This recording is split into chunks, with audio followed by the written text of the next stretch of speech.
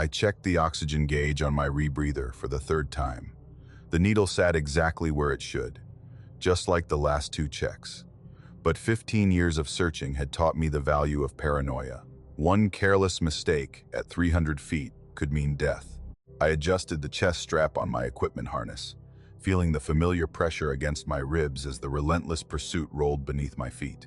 100% ready? Xavier asked beside me, his hands moving through his own pre-dive ritual with practiced efficiency. 98%, I said, tapping the depth monitor strapped to my wrist. Always leave room for unexpected problems. Xavier grinned, white teeth flashing against his brown skin. After 15 years chasing this ghost ship, I'd say we're experts at unexpected problems. I nodded, letting my eyes drift across the equipment, spread across the dive deck. Everything represented thousands of hours of planning, millions in investment, and a decade and a half of my life pursuing an obsession most people thought was madness. The San Cristobal, a Spanish galleon lost in 1684, rumored to carry wealth beyond imagination, had become more than a shipwreck to find. It had become my purpose. I still can't believe we found her, I said quietly, more to myself than Xavier. You found her, Taylor, Xavier corrected, clapping my shoulder. The rest of us just followed your crazy ass across half the Caribbean. He turned back to his equipment, checking the seals on his dive computer with methodical precision. The ship pitched slightly as a larger wave rolled beneath us. I adjusted my stance automatically, years at sea making the movement second nature. The dive deck bustled with activity. Crew members moving with purpose, checking equipment, running final system diagnostics. Everything focused toward a single goal, safely exploring what lay beneath us. Nova approached from the main cabin, tablet clutched protectively against her chest. She wore the same serious expression she always did before a dive, her dark eyes scanning our equipment with professional scrutiny. Remember, this site is over 300 years old, she said without preamble. Historical preservation protocols are non-negotiable. We document everything before moving anything. I nodded. I know, Nova.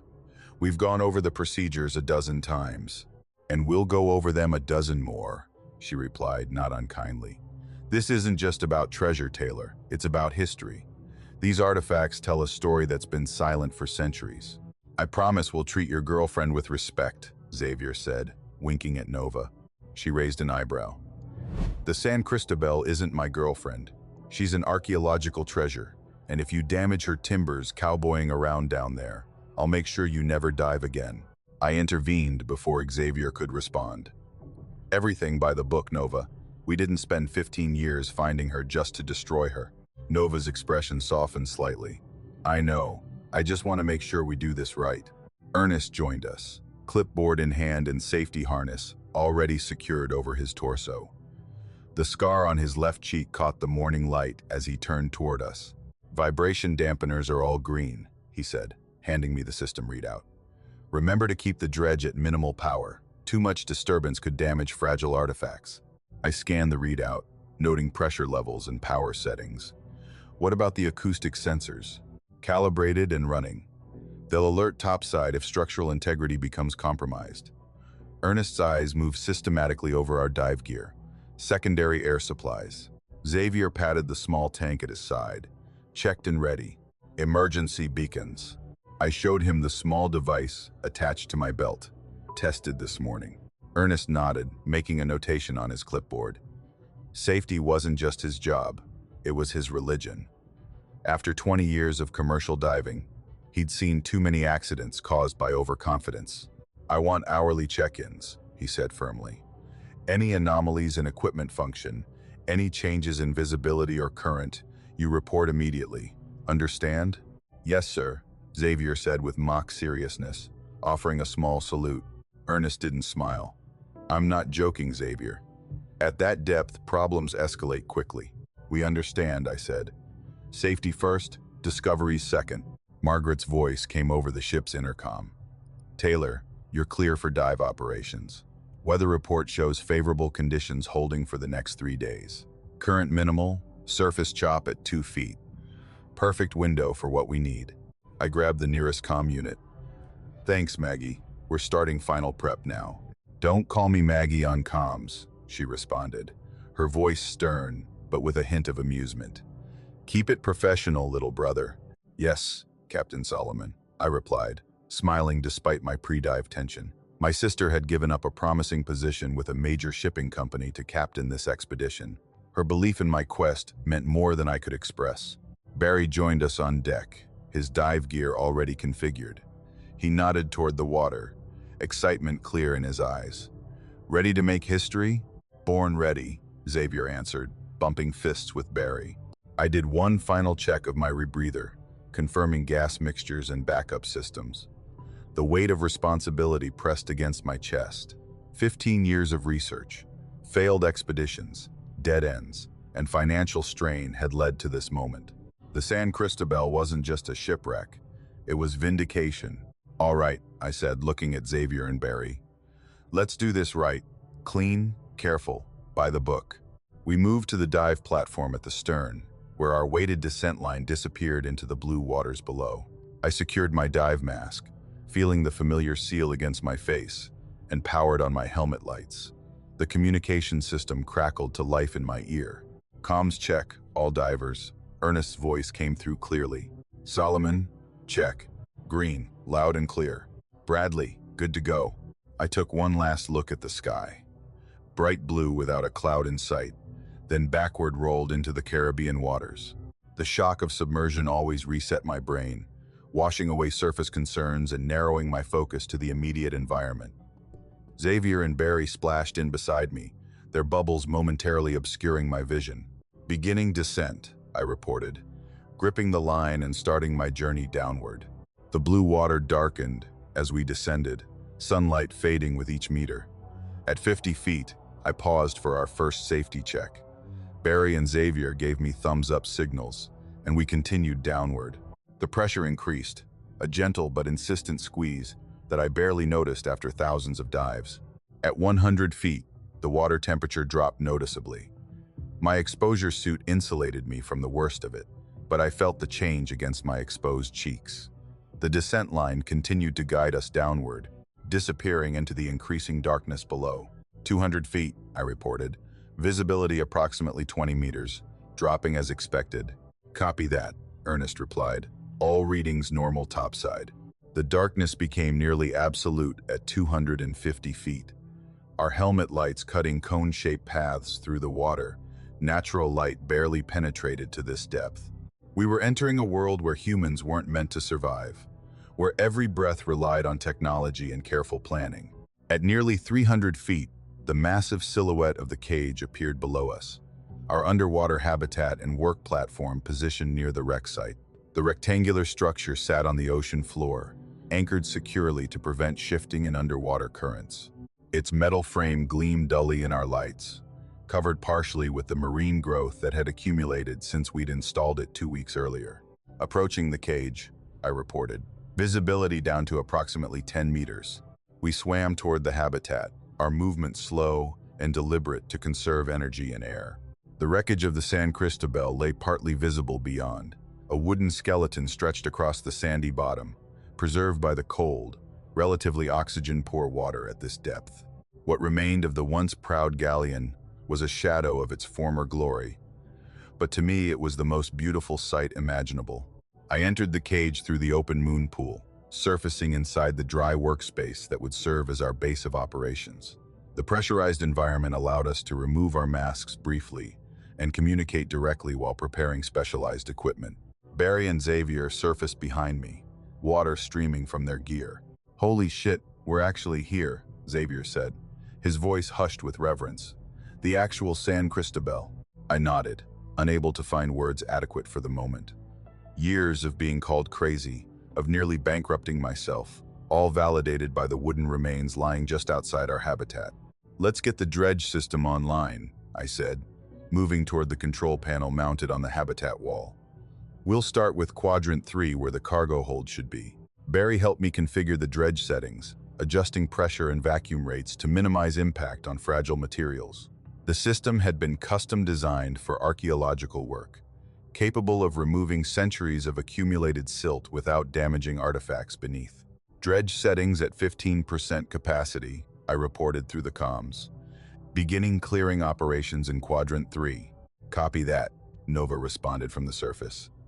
Remember to document everything before disturbance. We resealed our masks and exited through the moon pool, swimming the short distance to the wreck site. I positioned myself near what historical records suggested was the cargo hold, while Xavier set up our underwater lighting array. Barry readied the artifact collection baskets, carefully labeled according to Nova's meticulous system. I activated the dredge, feeling the gentle vibration as it came online. The narrow wand in my hands pulled water and silt into a filtration system that separated potential artifacts from debris.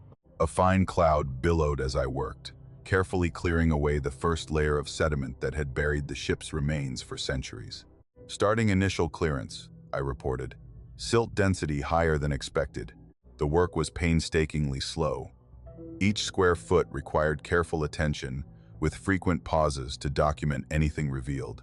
The wooden hull beneath the silt appeared remarkably intact in places, preserved by the environmental conditions that had kept oxygen and wood-boring organisms at bay. I ran my gloved hand gently across a timber, feeling the connection to history beneath my fingers. Men had died aboard this vessel, their final moments a terror of sinking and drowning. Now I was here, touching what they had touched, seeing what had been hidden for over 300 years. 2 hours of careful work revealed our first significant find. A bronze cannon, its surface covered with concretion, but its form unmistakable. Got a cannon here, I reported, excitement making my voice tight. Appears to be in remarkable condition. Documenting, Barry said, moving in with the underwater camera system. He took multiple images from various angles, creating a 3D model that Nova could examine from the surface. Perfect preservation, Nova's voice came through our comms. Don't move it yet. Let me complete the preliminary assessment. We continued working while Nova analyzed the images. The dredge revealed more of the ship's structure along with fragments of pottery scattered across what would have been the galley area. Each piece, no matter how small, was photographed in place before being carefully transferred to numbered collection containers. Taylor, Xavier called, his voice tight with excitement. I think I found something big. I moved to his position where his light illuminated a partially exposed wooden chest, its metal fittings green with verdigris but still recognizable. Are you seeing this? Xavier asked, his light playing across the chest's surface. I'm seeing it, I confirmed, heart pounding. Personal items from shipwrecks were rare. Most were destroyed or carried away by currents. A chest suggested contents, possibly documents or valuables. Nova, we've got what appears to be a sea chest, I reported. Approximately 1 meter in length, ½ meter in height, metal fittings intact. Incredible, she responded. Document thoroughly before any clearing. This could contain paper items that will deteriorate rapidly once exposed. Xavier moved closer to the chest, his light revealing more details as Barry worked the camera. I returned to the dredge, continuing to clear adjacent areas while they focused on documenting the find. The silt cloud from my work billowed and shifted with the gentle current, creating swirling patterns in our light beams. Something moved at the edge of my vision, a strange disturbance in the silt cloud beyond our primary work lights. I paused, focusing on the area, but saw nothing unusual. Probably just current patterns, I thought, returning to my work. At this depth, light played tricks on the eyes, and the constant movement of particles in the water created illusions of larger movement. How much longer on that documentation? I asked, refocusing on the task at hand. Almost done, Barry replied. Nova wants 30 more seconds of footage on the north side of the chest. I continued operating the dredge, carefully removing silt from what appeared to be a storage area adjacent to the chest. Our lights cut through the murky water, creating shadows that shifted and moved as we worked. Again, something seemed to move just beyond the illuminated area, a disturbance in the silt that didn't match the normal patterns of current or our own movements. I frowned, adjusting my light to better see the area, but whatever had caught my attention was gone, if it had ever been there at all. After hundreds of dives, I'd learned that the underwater environment played havoc with human perception. Shadows became creatures, currents became movement, and the mind filled in blanks with imagination. Just underwater currents, I muttered to myself, turning back to the dredge. The equipment hummed steadily in my hands, its vibrations traveling through my gloves and up my arms. I focused on the careful removal of silt, revealing more of the ship's structure with each passing minute, unaware that these same vibrations were traveling through the water and seafloor, reaching places untouched by human presence for centuries. The vibrations from the dredge traveled up my arms, making my fingertips tingle even through the gloves. I kept working methodically, clearing away centuries of accumulated sediment from the wreck of the San Cristobal. We'd been down here nearly 2 hours already, but time underwater had its own rhythm, slow and deliberate, measured in breaths and tank pressure rather than minutes. "Find anything interesting over there, Barry?" I asked through the comms, looking up from my work. Barry was about 20 feet away, working on a section of the stern where we'd spotted what might have been part of the captain's quarters. His voice crackled through my earpiece. "Nothing yet, Javi. Just more wood and some broken pottery. Wait, hang on." His light moved across something partially buried. I couldn't make out what had caught his attention. "What do you see?" I asked, but he was already focused on his work. I returned to my own section, carefully removing silt to reveal more of the ship's structure. The San Cristobal had been my obsession for years, a Spanish galleon lost in 1684, carrying not just wealth, but historical treasures. Finding it meant everything to me, and now that we'd actually located it, each piece we uncovered felt like touching history. We worked in comfortable silence for another 30 minutes. The distant hum of our support systems and the occasional ping from our monitoring equipment provided a steady soundtrack to our work. I just uncovered what looked like a decorative bronze fitting when Barry's voice came through again. "Hey, Javi, I think I found..." His voice cut off abruptly. I looked up to see Barry's form jerk backward violently, as if yanked by an invisible hand. His tether went instantly taut, stretched to its limit. "Barry," I called into the comms, straightening up. "Barry, what's happening?" No answer. "Barry, do you copy?" I tried again, already moving in his direction. My heart rate jumped, the sound of my breathing suddenly loud in my ears. "Barry, respond." Still nothing, just static. I swam faster, powerful kicks propelling me toward where I'd last seen him. The water was murky now, filled with disturbed silt that billowed in thick clouds. A trail of bubbles rose from somewhere beyond the murk. Too many bubbles coming too fast. "Surface team, this is Javi," I said, trying to keep my voice steady. "We have a situation. Barry's not responding, and his tether's pulled tight. I'm investigating now." "Copy that, Javi," came Margaret's voice, tense and professional. "What's your position?" "Near the stern section, about 80 feet from the cage. Visibility is poor. I'm following his tether now." I traced the line with my gloved hands, moving carefully through the cloud of sediment. The bright yellow tether disappeared into the murk ahead of me. I followed it, pulse pounding in my ears. "Talk to me, Javi," Margaret said. "What are you seeing?" "Nothing yet, just silt," and I stopped short as something came into view. "Wait, I found something." Floating in the water was Barry's oxygen tank and regulator, still connected but separated from their owner. The emergency release had been triggered, but there was no sign of Barry himself. I grabbed the tank, examining it quickly. "Margaret, I found Barry's equipment, tank and regulator intact. No signs of malfunction, but no Barry." "Are you saying he's not attached to his gear?" Her voice was sharp with disbelief. "That's exactly what I'm saying. The emergency release was triggered. His mask is still attached to the regulator. It's like he just vanished." I swept my light through the murky water, searching for any sign of my teammate. The bubbles I'd seen earlier had stopped. Either he'd run out of air, or I refused to complete that thought. "Surface, we need help down here now. Send Xavier and Ernest. We have a missing diver." "Already gearing up," Margaret confirmed. "Keep searching, Javi. They'll be down in 8 minutes. 8 minutes. An eternity when someone might be out of air. I expanded my search pattern, sweeping my light back and forth. Nothing but ancient timbers and stirred up silt. I checked Barry's equipment again. No damage, no sign of what had gone wrong. The pressure gauge showed his tank still had plenty of air. Whatever had happened, it wasn't equipment failure. "Barry!" I shouted, knowing it was useless. Sound traveled well underwater, but only if he was conscious to hear it. "Barry!" I kept searching, moving in widening circles from where I'd found his gear. Time stretched painfully. My training told me to be methodical, but every instinct screamed to move faster, Search harder. 7 minutes later, I spotted the lights of Xavier and Ernest descending from above. What happened? Xavier demanded as soon as he reached me. I don't know, I admitted, handing him Barry's tank. We were working. He started to say he found something. Then his tether went tight. By the time I got here, this was floating in the water. No sign of him. Split up, Ernest ordered, his safety officer training taking over. Standard search pattern. Xavier, go north. Javi, continue east. I'll head south. 10 feet spacing, overlapping sweeps. Keep comms open. We separated, lights cutting through the dark water.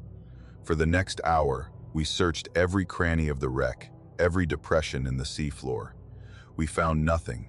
No body, no additional equipment, no sign of what had taken Barry. My air supply dwindled, and the cold started seeping into my bones despite my dry suit. Surface to dive team, Margaret's voice finally came through, tight with strain. Return to the ship. Repeat, return to the ship. We can't stop looking, I argued immediately. He could be... That's an order, Javi. Margaret cut me off. You're all approaching decompression limits. We've contacted the Coast Guard. They're sending vessels and air support. Return now. I wanted to argue more, but knew she was right. If we stayed down too long, we'd risk decompression sickness. We'd be no help to Barry then. Understood, I said reluctantly. Coming up, the ascent felt like a betrayal. Each foot of water between me and the seafloor was a foot farther from finding Barry. The decompression stops were torture, hanging in the water, doing nothing while my teammate was missing. When we finally surfaced, the deck was chaos. Margaret had the ship's spotlights trained on the water. 2 crew members were scanning the surface with binoculars. Dan and Lincoln were preparing to launch our ROV to continue the underwater search. Anything? I asked as soon as my mask was off. Margaret shook her head, face grim. Nothing. Coast Guard's 15 minutes out. I stripped off my gear faster than was safe, hands shaking with cold and adrenaline. Nova helped me with the catches on my tank. What did you see down there? She asked quietly. Nothing, I said, frustrated. He was just gone. His gear was floating there, but he wasn't in it. That doesn't make sense, she frowned. People don't just vanish underwater. Tell me about it, I muttered, pulling off my gloves. The next several hours passed in a blur of activity. Coast Guard vessels arrived, launching their own search efforts. A helicopter swept the area with spotlights. Our team launched the ROV to search deeper sections where divers couldn't safely go. As night fell, hope faded. The Coast Guard captain spoke quietly with Margaret at the helm. I stood nearby, still in my damp base layers, shivering more from shock than cold. We'll resume the search at first light, he told her. But I need to be honest with you. If he surfaced, we should have found him by now. Margaret nodded stiffly. Thank you for your help, Captain. When he left, she turned to me. Get some food, Javi. There's nothing more we can do tonight. This doesn't make sense, Maggie, I said, using her childhood nickname without thinking. He was right there and then he wasn't. She put a hand on my shoulder. I know, we'll figure it out, but you need to eat. I made my way to the mess hall where most of the team had gathered. The mood was somber. People spoke in hushed voices. If they spoke at all, I grabbed a plate of food I didn't want and sat down heavily. Ernest joined me a moment later, his own plate barely touched. It must have been equipment failure, he said, breaking the silence. Something catastrophic that made him panic. His gear was intact, I reminded him. I checked it myself. Maybe not the main gear, a suit tear maybe. In panic, people do strange things. He might have released his equipment and tried for a rapid ascent. Margaret, who had just entered, overheard this. We would have seen him surface, she said flatly. We had eyes on the water the entire time, and the ROV has been searching for hours with no sign of him. People don't just disappear, Ernest insisted. Well, this one did, Margaret replied, her voice cracking slightly. The conversation died. I pushed food around my plate, not eating. My mind kept replaying those final moments. Barry's voice cutting off, the tether going tight, the swirling silt. After dinner, I couldn't sleep. I made my way to the ship's small lab where Nova had set up her workstation. She looked up as I entered. Can't sleep either? She asked. I shook my head. I keep going over it in my head. There has to be something I missed. I've been reviewing the footage, she said, gesturing to her monitor. The cameras on your helmets captured everything. Can I see? She hesitated, then nodded, sliding over to make room. It's not pleasant, Javi. I need to see it. She pulled up the footage from my helmet camera first, showing my perspective as I searched for Barry. Then she switched to Barry's feed. We watched in silence as he worked, commenting occasionally on finds. Then came the moment when he said he'd found something. There, I pointed. Freeze it. Nova paused the video. Barry's light was illuminating something partially buried in the silt. Can you zoom in? She enhanced the image, but it was still unclear what had caught his attention. Play it, I said. She hit play. Barry reached toward whatever he'd spotted, and suddenly the camera jerked violently. The video became a disorienting swirl of bubbles and silt. Through gaps in the murk, I caught glimpses of the seafloor, the wreck, and... Wait, go back, I said. There was something. Nova rewound and played again at half speed. There, at the edge of the frame, barely visible through the silt cloud, dark shapes moved. Not fish, something else. Something that didn't belong. What is that? I asked, leaning closer. Nova frowned, adjusting the contrast. Probably just sediment patterns. When silt gets disturbed like that, it can create all sorts of visual effects. No, I said, pointing to another spot. There and there. Those aren't sediment patterns. She zoomed in further, but the image degraded. It's too blurry to tell for sure, Javi. But look, the same patterns appear in the footage from your dredge work earlier. She pulled up footage from the previous day showing silt clouds from my dredging. Similar dark movements appeared at the edges. See, it's just how the particles move in the water when disturbed. I wasn't convinced. Play more of Barry's feed. She continued the video. The camera kept jerking, then suddenly stabilized, pointing straight up toward the surface as it floated free. The emergency release had been triggered. Whatever pulled him was strong enough to make him hit his emergency release, I said quietly. Or he hit it himself, Nova countered. If he got snagged on something and needed to free himself quickly, then where is he? She had no answer for that. I pointed again at the dark shapes in the silt. I've been diving for 15 years, Nova. I know what disturbed sediment looks like. That's not it. What are you suggesting? She asked, her voice careful. I don't know, I admitted. But something was there. Something took Barry. She sighed, rubbing her eyes. Javi, I understand you're upset. We all are. But there's no evidence of whatever you're implying. There's no evidence of equipment failure either, I pointed out. Or that he surfaced. Or that he's still down there. Yet, something happened. Let's be scientific about this, she said. When you eliminate the impossible, whatever remains, however improbable, must be the truth. Right now, we don't have enough information to eliminate anything. Exactly, I said. So, we can't rule out that something's down there. Something we haven't identified yet. Nova looked at me with concern. You need rest, Javi. We all do. Tomorrow, we'll have more resources, better visibility. We'll find answers. I knew she was trying to be rational, but I also knew what I'd seen. Those weren't sediment patterns in the water. Something had moved with purpose, with intent. You're right about one thing, I said, standing up. We need more information, and I intend to get it. I left the lab, Nova's worried gaze following me. Out on deck, the night was clear and cold. Stars reflected in the black water below. Somewhere down there in the dark, beside the ancient wreck, something was waiting. Something that had taken Barry. And I was certain it wasn't just underwater currents or tricks of the light. I spent the entire night searching through old dive footage frame by frame. If there was something down there besides water currents and tricks of the light, I'd find evidence of it. The glow from my laptop screen burned my eyes as the clock ticked past 4 a.m. I couldn't rest. Not with Barry gone and no one believing what I knew in my gut. Morning came too quickly. I gathered the team in the Relentless Pursuits conference room before the day's operations began. Margaret stood by the door with her arms crossed while Dan and Lincoln sat at the table looking exhausted. Nova leaned against the wall, tablet clutched to her chest. Everyone had the same haunted look. Dark circles under their eyes telling me no one had slept much. I've made a decision, I said, standing at the head of the table. We're not continuing operations without new safety protocols.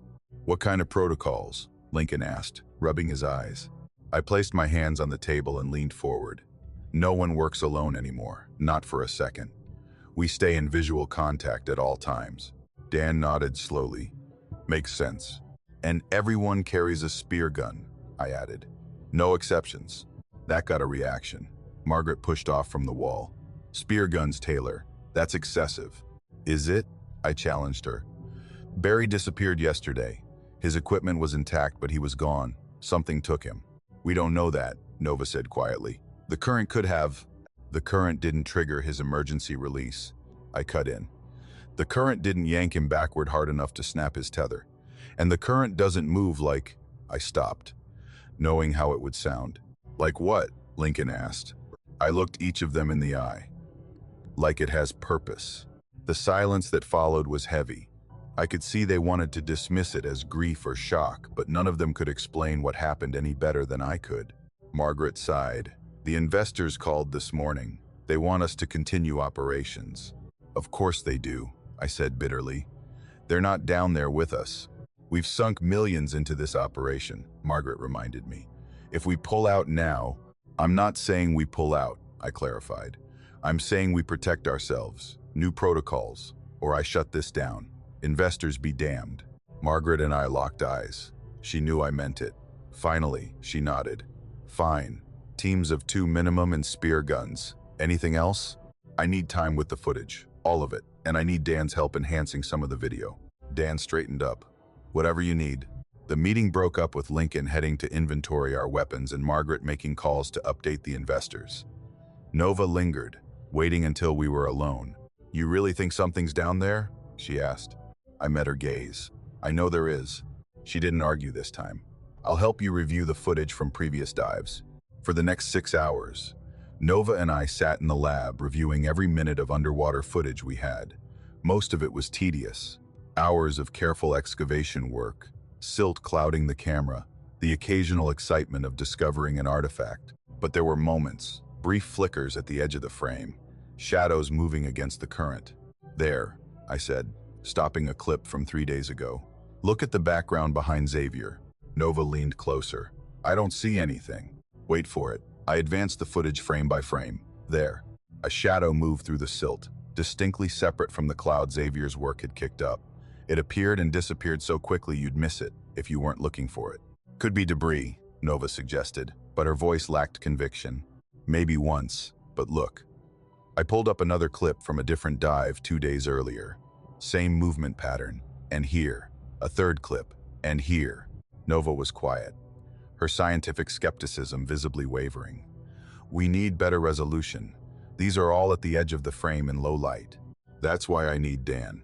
I found Dan in the engine room checking equipment. When I explained what I needed, he didn't question it. He just nodded and followed me back to the lab. Unlike Nova, Dan didn't need convincing that something unusual was happening. He'd been friends with Barry for years. I can clean up the image, he said, examining the footage. Run it through some filters, enhance the contrast. If there's something there, we'll see it better. How long will it take? I asked. Give me a couple hours. While Dan worked his technical magic, I went through more footage. By now, my eyes burned and my head throbbed, but I couldn't stop. Barry was gone because I hadn't been careful enough, because I hadn't seen the danger until it was too late. I wouldn't make that mistake again.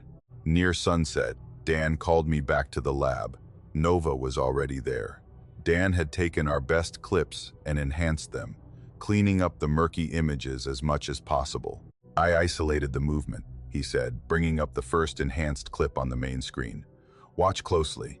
The footage played, and this time there was no mistaking it. Something large moved through the water just beyond our work lights. The shape was elongated, smooth, moving with purpose. What the hell is that? I whispered. Dan shook his head. I don't know, but it's big. I'd estimate at least 15 feet based on this frame. Can you get any more detail? Nova asked, moving closer to the screen. I've pushed the enhancement as far as it'll go, Dan said, but I can show you something else. He pulled up another clip, this one from yesterday, shortly before Barry disappeared. The enhanced footage showed the same shape closer to the camera this time, hovering just at the edge of visibility. It was watching, I said, my throat tight. It was watching us work. Nova stared at the screen, her scientific detachment crumbling. I've never seen anything like this. The movement pattern isn't consistent with known predators in this region. But it could be a predator, I pressed. Some large marine animal attracted to our activities. She hesitated, then reluctantly nodded. Yes, the size and movement suggest a predator of some kind, possibly one drawn to the vibrations from our equipment or the lights. I remembered Barry's last words cut off mid-sentence, the violent way he'd been yanked backward. It wasn't just watching us, it had taken action. I found Margaret on the bridge going over charts with the navigation officer. When I showed her the enhanced footage, her face went pale. "We need to suspend operations," she said immediately, "at least until we identify what this is." "I agree," I said, "but the investors won't." Margaret rubbed her temples. "They're flying in tomorrow to check on our progress. If we tell them we're stopping because of what? An unidentified shape and murky footage." "Because Barry is missing," I reminded her sharply. "I know that," she snapped back. "But they'll say it was an accident, equipment failure, human error. They have too much money tied up in this operation to stop now." I knew she was right. Our financial backers had invested millions in finding and salvaging the San Cristobal. They weren't going to walk away because of an unexplained shadow. "Then we continue," I said, "but with the new protocols in place, and I want additional precautions." Margaret looked at me, seeing the determination in my face. "What kind of precautions?" "I'm setting up remote cameras around the cage tonight, and I want additional weapons on hand, not just spear guns." She didn't argue. "Do what you need to do, but Taylor, be careful. Don't put yourself at risk."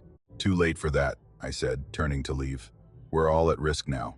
That night, I lay in my bunk staring at the ceiling, unable to sleep. Every time I closed my eyes, I saw Barry's last moments. The jerk of his body, the tether going tight, the emptiness where he should have been.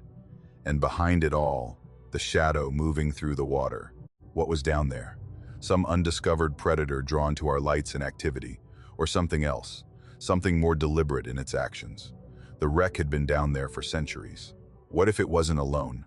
I thought about the stories old divers told, tales of things in the deep that defied explanation. I'd always dismissed them as superstition, the product of nitrogen narcosis, or too much time in isolation. Now I wasn't so sure. After 2 hours of restless tossing, I gave up on sleep. I pulled on my clothes and went to the equipment room where Lincoln had prepared the spear guns. They were lined up neatly on the rack, 6 of them loaded and ready. I added a diving knife to the collection, then a second one. Better to have weapons and not need them. Next, I gathered the underwater cameras we used for monitoring the wreck site. We had 8 in total, more than enough to set up a perimeter around the cage.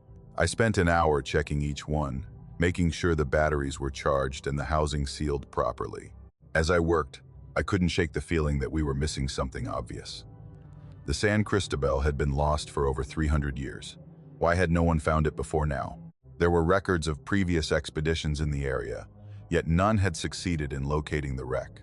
What if there was a reason for that? By dawn, I had everything prepared. The cameras were ready, the weapons checked and double-checked. I'd written out the new safety protocols in detail and printed copies for everyone on the dive team. We would go down in pairs, maintain visual contact at all times, and each carry a weapon. No exceptions.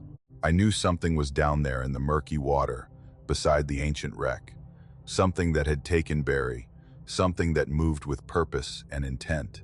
And I was determined to find out what it was before anyone else vanished.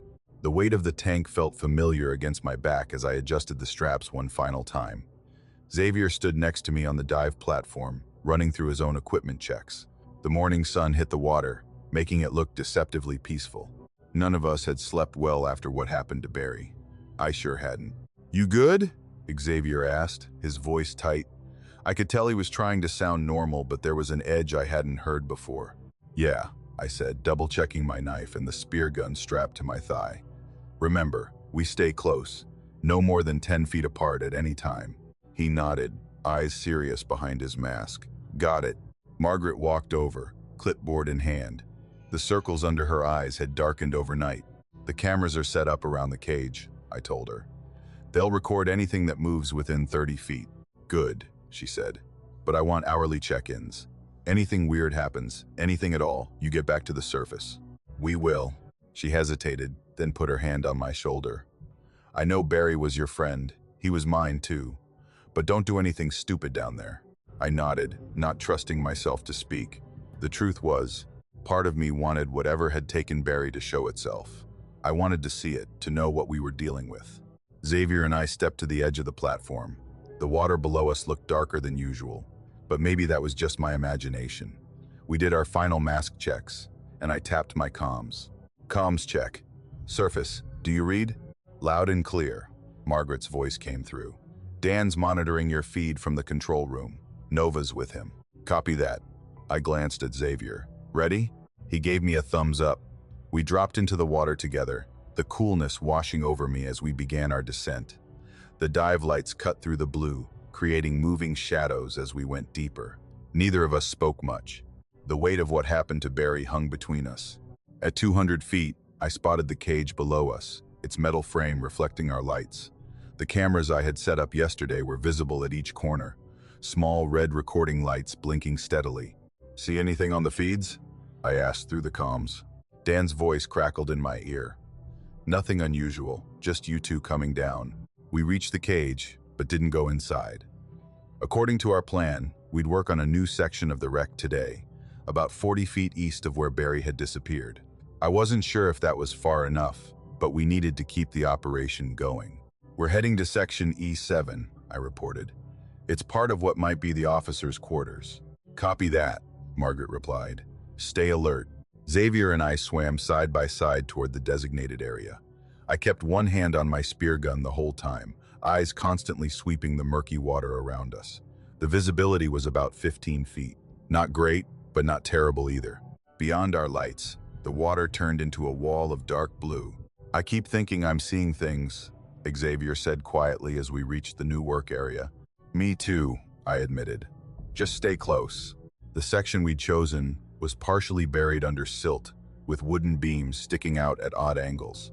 In better circumstances, I would have been excited about what we might find. The San Cristobal was rumored to have carried not just gold and silver, but historical documents, journals from the captain and officers that might shed light on that period of colonial history. I'll start the dredge, I said, pulling the small device from my equipment belt. You document what we find. Xavier nodded, removing his camera from its waterproof case. The dredge hummed to life, sending a small cloud of silt swirling around us. I worked methodically, clearing away centuries of buildup while Xavier photographed every new inch we uncovered. For almost an hour, we worked in relative silence, focused on the task at hand. Look at this, Xavier said eventually, pointing to something embedded in the wooden structure. I moved closer.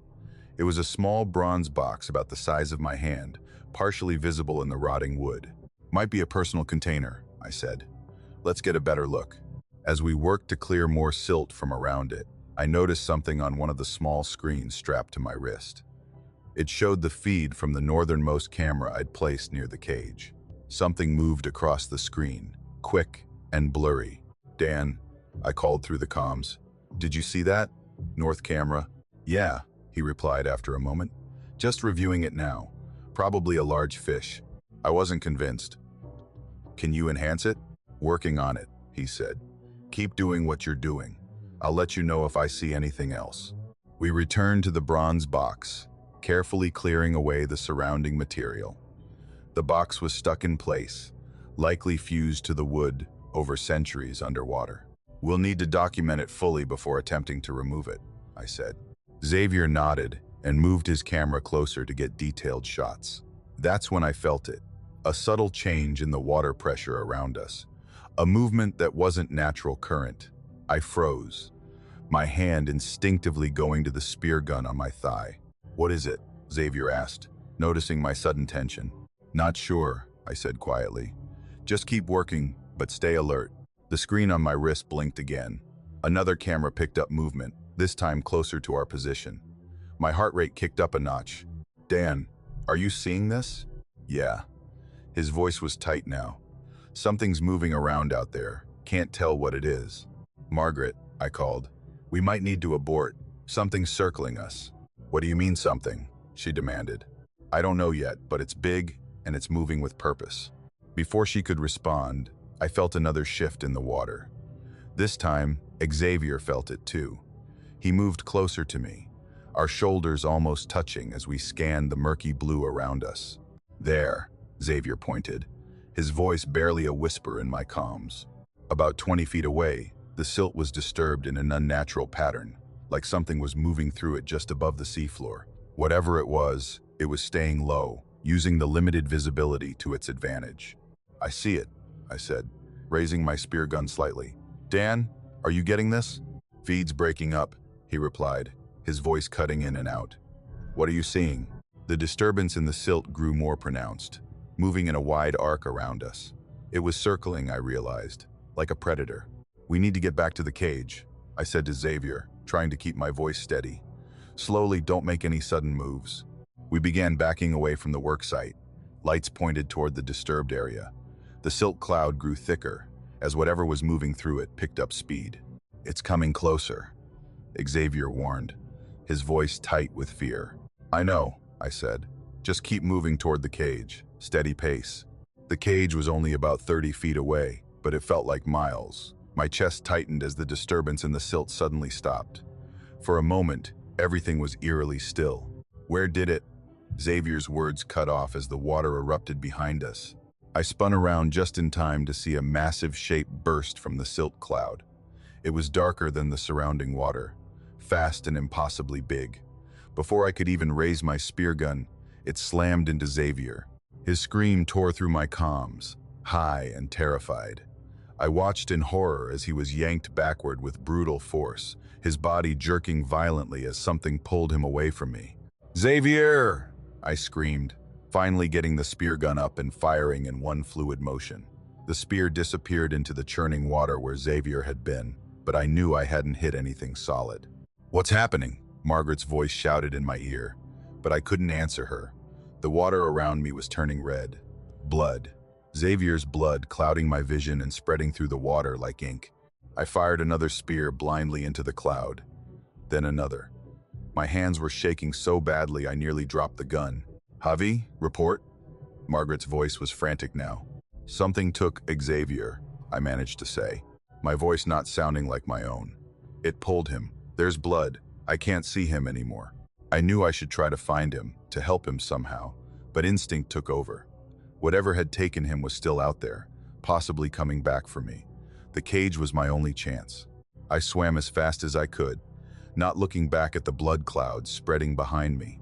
The cage loomed ahead, its metal frame a promise of safety. I reached it in seconds that felt like hours, yanking the door open and throwing myself inside. My hands fumbled with the locking mechanism, finally sealing it shut with a metallic clank. Breathing hard, I pressed my back against the far wall of the cage, trying to process what had just happened. Xavier was gone, just like Barry, taken in seconds by something I couldn't even identify. Movement outside the viewport caught my eye. I forced myself to look, raising my dive light to illuminate the water beyond the reinforced glass. That's when I saw it. The creature moved past the cage, slow and deliberate now. It was enormous, at least 15 feet long, maybe more. Its body was muscular and sinuous, with a shape that reminded me of a crocodile, but wasn't quite right. The head was massive, with powerful jaws that could easily crush bone. Its skin had a reptilian texture, but it moved through the water with the grace of something that had evolved to hunt there. As it passed by the viewport, it turned slightly, and I swear it looked right at me. Its eye was dark and cold, assessing me through the glass. Then it vanished back into the murky water, leaving nothing but a swirl of silt in its wake. My hands were trembling as I activated the comms again. "Margaret, are you there?" "I'm here." Her voice was strained. "What happened? Where's Xavier?" "He's gone," I said, the words hollow in my chest. "Something took him. Something big." "What was it?" Nova's voice cut in. "A shark?"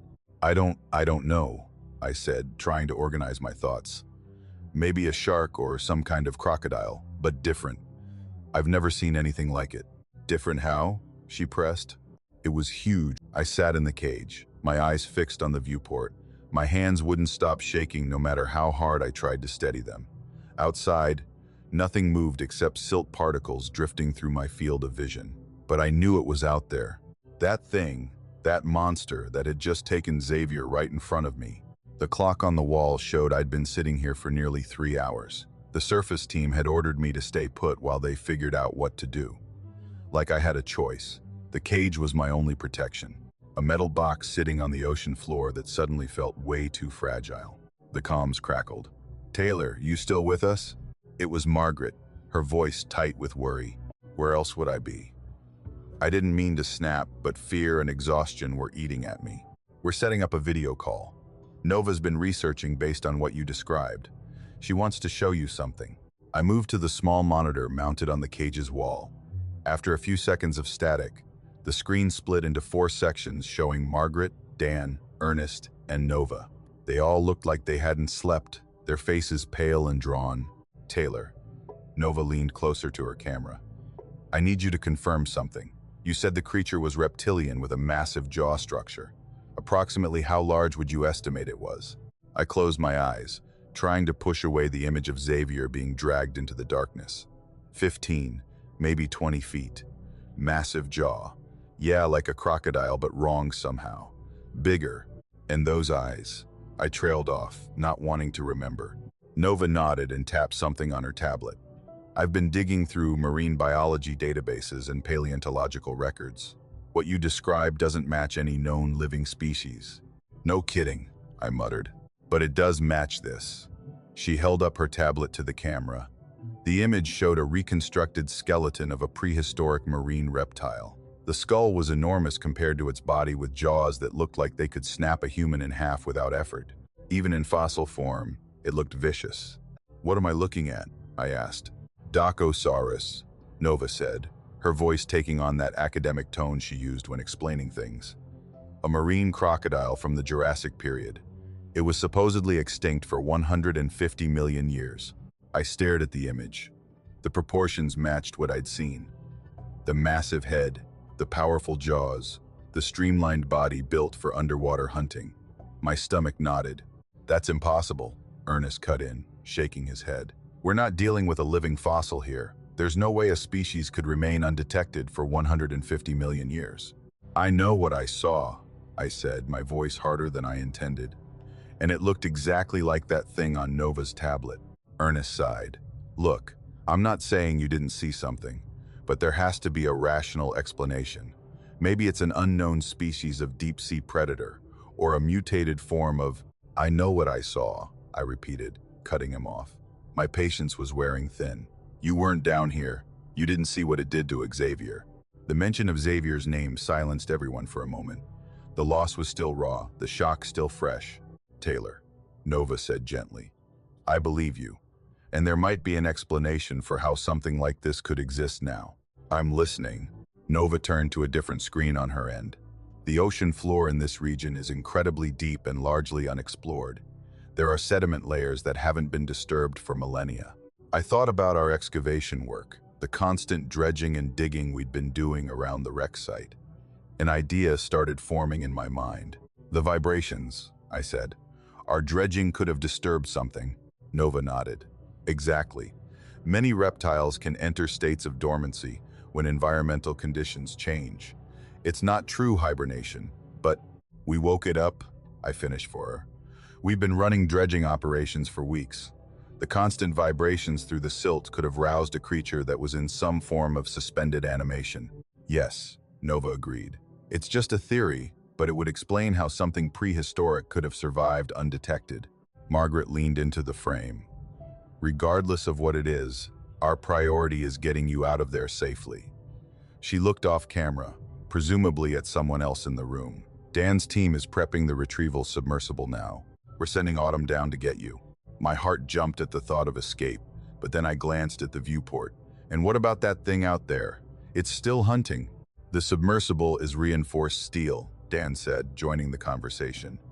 "Much stronger than the cage, and it's equipped with defense measures." "Defense measures?" I asked. "High-voltage exterior hull," Dan explained. "Anything that touches it gets a nasty shock. Not lethal to something that size, but enough to discourage it." I wanted to believe it would be enough, but the memory of how easily the creature had torn Xavier away made me doubtful. Still, staying in the cage indefinitely wasn't an option. My air scrubbers would eventually fail, and my food and water supplies were limited. How long until the sub gets here? I asked. Autumn's already on her way down, Margaret said. ETA about 40 minutes. I'll be ready. I tried to sound confident. Taylor. Margaret's voice softened. We're going to get you out. The call ended, leaving me alone again with my thoughts. I moved back to the viewport, scanning the murky water for any sign of movement. Nothing, just silt and darkness. I checked my watch obsessively as the minutes ticked by. 35 minutes left, then 30, 25. The waiting was torture.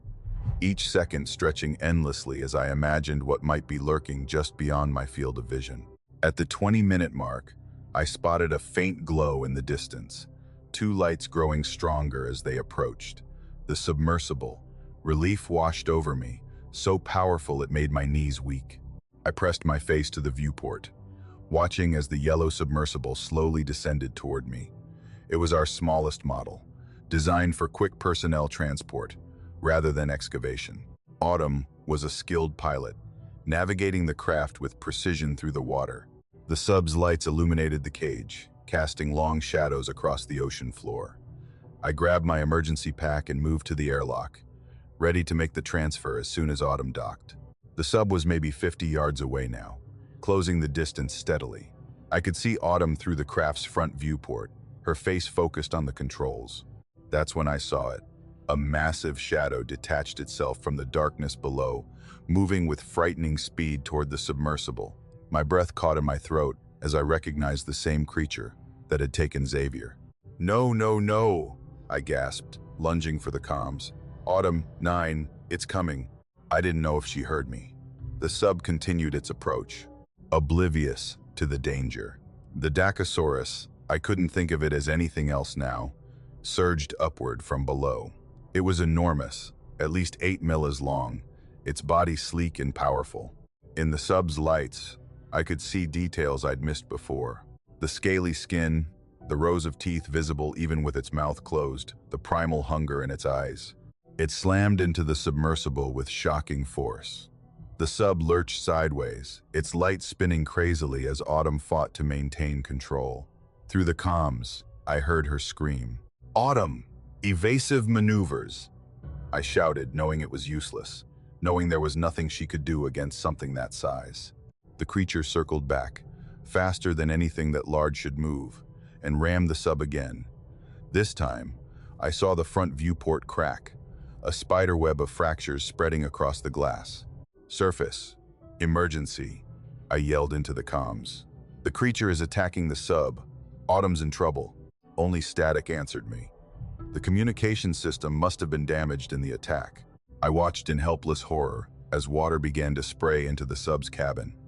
Autumn's face was a mask of terror as she frantically worked the controls trying to escape. The sub's engines whined, pushing against the water, but the creature struck again, this time latching onto one of the propulsion units with its massive jaws. Metal tore like paper. The sub spun out of control now, lights flickering as systems failed. I could see water rushing in faster, filling the cabin. Then the comms went dead. The lights on the sub blinked out. The only illumination now came from my cage, casting just enough light to see the submersible drifting lifelessly in the water, the creature circling it like a shark. Autumn, I whispered, though I knew she couldn't hear me. Autumn, but there was no response. The sub continued to drift, taking on water, sinking slowly to the ocean floor about 100 yards from my position. The creature made one more pass at the disabled vessel, then turned and swam into the darkness, disappearing as quickly as it had appeared. I stood frozen at the viewport, my mind struggling to process what I'd just witnessed. The rescue attempt had failed catastrophically. Autumn was either dead or trapped in a flooded sub. Communications were down, and now the surface team had no way to reach me. The reality of my situation crashed down on me with suffocating weight. I was stranded alone in a metal box on the ocean floor, with a prehistoric predator patrolling the waters around me. My air scrubbers would last maybe another day, my water supply a bit longer. After that, I slid down the wall until I was sitting on the cold metal floor, my back pressed against the curved wall of the cage. My breaths came in short, painful gasps as panic threatened to overwhelm me. I was trapped, Completely, utterly trapped, and no one was coming to save me. A harsh metallic creak pulled me from my spiral of panic. I jerked my head up, scanning for new damage to the cage. The structure had been designed to withstand intense pressure, not repeated impacts from a prehistoric predator. The radio crackled. "Taylor, do you copy? Taylor, respond." Margaret's voice came through with more static than usual. I pushed myself up from the floor, my legs stiff from sitting hunched against the wall. "I'm here. Taylor, we have a problem." The hesitation in Margaret's voice sent a fresh wave of dread through me. "Worse than being trapped with an extinct sea monster?" I asked, trying for humor, but hearing the edge of hysteria in my voice. "The storm system we were tracking. It's accelerated. It's hitting us now." Her words were clipped, professional, but I knew my sister well enough to hear the fear underneath. "We're battening down, but sea conditions are deteriorating rapidly. Swells already at 15 feet and building." I closed my eyes, processing what she wasn't explicitly saying. "You can't send another sub. Not for at least 24 hours, maybe longer depending on how the system tracks." 24 hours. The weight of those words pressed against my chest. I glanced at the oxygen readout, the numbers glowing in accusatory blue in the dimness of the cage. "What about Autumn? Any contact?" I asked, though I already suspected the answer. The silence on the other end confirmed it before Margaret spoke. "Nothing yet. The sub's emergency beacon is active, but we've lost all communication." I moved to the viewport, pressing my face close to the thick glass. The underwater floodlights cast eerie, shifting beams through the disturbed silt. And there it was, a massive shape gliding at the periphery of visibility. The creature moved with an unsettling grace for its size, like it owned these depths, had always owned them. "I can see it," I said quietly into the comms. "It's circling." "Can you describe its behavior?" Nova's voice cut in. I struggled to find the right words. "It's methodical, like it's examining the cage, learning it." As if hearing my assessment, the creature suddenly changed course, turning directly toward me. Its velocity increased, body streamlining through the water. "It's coming." The impact rattled the cage with such force that I was thrown backward, slamming into the equipment rack behind me. Metal groaned in protest. A high-pitched hissing sound started near the floor. A new leak, joining the others that had begun earlier. "Taylor, report." Margaret's voice had abandoned all pretense of calm. I scrambled to my feet, ignoring the throbbing pain in my shoulder. "It rammed us, starboard side near the bottom seal." I dropped to my knees, running my fingers along the edge where metal met metal. "They came away wet. We've got another leak." Small, but I didn't finish the sentence. We both knew what it meant. Another point of structural weakness. Another way for the ocean to get in. "How bad is it getting in there?" Dan's voice now. "All business." I stood, taking inventory. 3 leak points that I can identify. All small for now, but the cage wasn't built for this kind of repeated stress. I moved to the environmental control panel. Air quality still holding, but I checked the readings. If nothing gets worse, and that's a big if, I've got maybe 18 hours of breathable air. 18 hours, Margaret repeated. The earliest we could attempt a rescue would be 24, assuming the storm passes as predicted. The math wasn't complicated. 6 hours short, if everything went perfectly, which it wouldn't. The radio went quiet for several long moments. I knew what they were doing, calculating options, running scenarios, trying to find a solution that didn't end with me dead at the bottom of the ocean. Dan broke the silence. "What about the dredging equipment?" "What about it?" I asked, glancing at the industrial vacuum system we use to clear sediment. "It's got a powerful motor, reversible flow, strong enough to move a lot of water and silt." His voice had that tone it got when he was working through a problem. "Could you modify it? Turn it into some kind of deterrent?" I walked over to the dredge system, examining it with new eyes. "You're thinking I could use it as a weapon, or at least something to keep that thing at a distance?" "Buy some time," Dan said. I ran my hand along the smooth housing of the dredge. Maybe I'd need to reconfigure the intake, boost the outflow pressure. My mind was already racing through the modifications. It wouldn't kill it, but might startle it enough to back off. "It's worth trying," Margaret said. "We're working on other options from up here, but she didn't need to finish." Another impact rocked the cage. Lighter this time, but still concerning. I grabbed the workbench to steady myself. "Taylor, you okay?" Margaret's voice tight with worry. "Still here.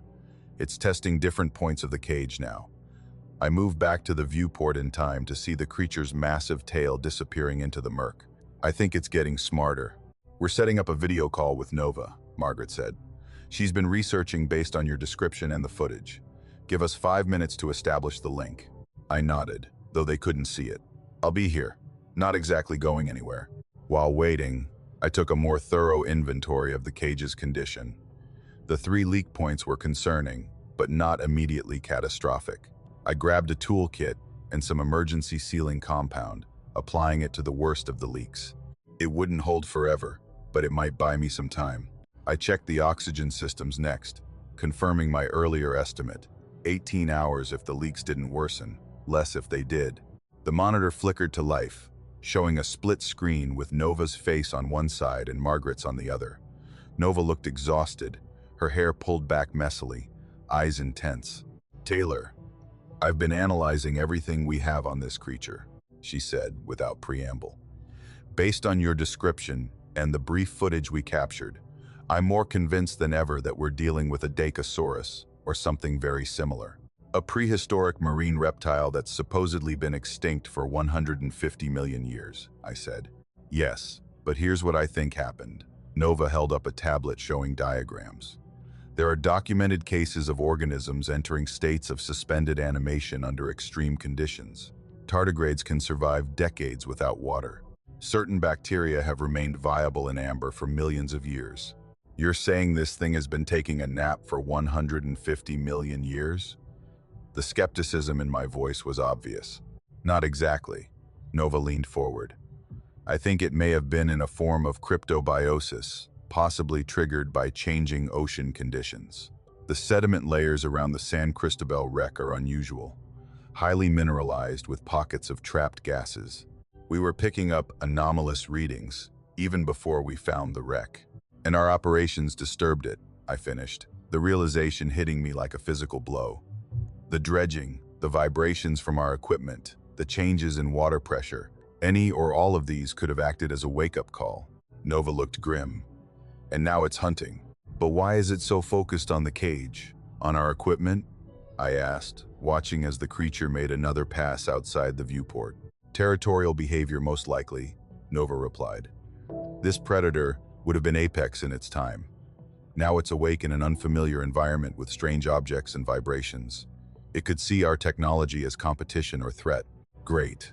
So, I've got a disoriented super predator with a bad case of jet lag trying to eat me." I ran a hand over my face, feeling the stubble that had grown during my time underwater. "Taylor," Margaret cut in, "focus on what Dan suggested. See if you can modify that dredge. It's your best chance until we can get to you." "What about Autumn?" I asked. Margaret's expression tightened. "Still no contact. The beacon signal is weak but present. That's all we know." Another impact, this one to the underside of the cage. I braced myself against the wall as everything shuddered. A shower of small tools and parts rained down from an overhead shelf. "That's getting more frequent," I reported, checking the new leak that had sprung near the floor hatch. "This one's worse than the others." I grabbed more sealant, knowing I was fighting a losing battle. "We'll check in hourly," Margaret said. "Sooner if anything changes up here. And I'll keep researching," Nova added, "looking for any weaknesses or behavioral patterns that might help." I nodded. "I'll get to work on the dredge." As the video call ended, the emergency lights in the cage flickered momentarily before stabilizing at a dimmer setting. Power conservation mode had kicked in automatically, sensing the increased strain on the systems above me. I knew night was falling on the ocean's surface while the storm raged. Down here, it was always night, just different shades of darkness. I pulled the dredging equipment from its mounting, clearing space on the workbench. The system was designed to vacuum sediment through a flexible tube, filter it for artifacts, and expel the water and smaller particles back into the ocean. What I needed was to increase the outflow pressure dramatically, turning it from a cleaning tool into something that could push back against a 15-foot predator. Working methodically, I disassembled the main housing, exposing the pump mechanism inside. The motor was powerful, designed to move large volumes of material in challenging conditions. I disconnected the intake filter system, which would only restrict flow, and began reconfiguring the directional valves to maximize outward pressure. Every few minutes, I glanced at the viewport, catching glimpses of the creature as it patrolled. Its attacks on the cage came at irregular intervals, each one sending me scrambling to check for new damage. The pattern was clear, though. It was systematically testing different sections, finding the weakest points. Whether this was intelligent behavior or simple predatory instinct, the result was the same. The cage was failing. After an hour of work, my hands slick with sweat. Despite the cooling systems, I had managed to reconfigure the dredge into something resembling a powerful underwater jet. I'd reinforced the hose connections with metal clamps scavenged from other equipment and bypassed several safety limiters to increase the output pressure. The radio crackled. "Taylor, status update. Margaret, right on schedule. I've got the dredge modified," I reported, wiping my hands on my pants. "Can't test it in here, obviously, but theoretically it should create a high-pressure water jet. Might be enough to drive that thing back if it gets too close to the viewport or the hatch." "Good work." Margaret sounded relieved to hear I was making progress. "How are the leaks?" I glanced around the cage. "Contained for now, but there are more of them. The seals around the main viewport are starting to show stress fractures." I didn't add that if the viewport failed, no homemade water jet would save me. "Nova's been monitoring the storm from the weather station. There's a possibility it might pass faster than initially predicted." "How much faster?" I asked, trying to keep the desperate hope out of my voice. "Maybe shaving a few hours off the back end. Still looking at 20 hours minimum before we could launch a rescue submersible." 20 hours versus 18 hours of air. The margin was razor thin, and that assumed the cage would hold structurally for that long. Given the creature's persistent attacks, that was far from guaranteed. A particularly violent impact hit just as Margaret was speaking, cutting her off mid-sentence. The cage tilted alarmingly, sliding several feet across the ocean floor before stabilizing. Warning lights flashed on the control panel. Structural integrity compromised in multiple sections. "Taylor." Margaret's voice returned, frantic now. "It hit us hard," I gasped, picking myself up from where I'd been thrown. The cage shifted position. "We've got major leak points now."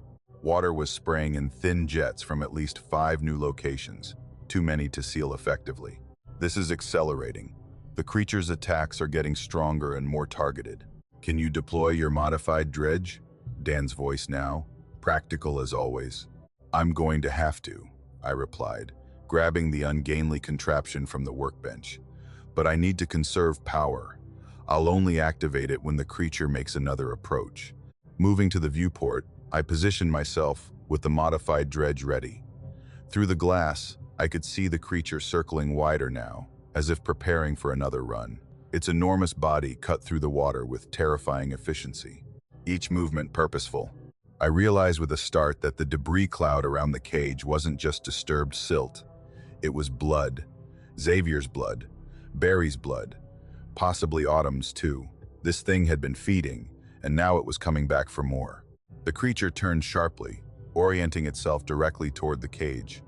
There was no mistaking its intent. "Here it comes," I said into the comms, bracing the dredge against my shoulder, finger hovering over the activation switch. The Dacosaurus accelerated, its massive body torpedoing through the water.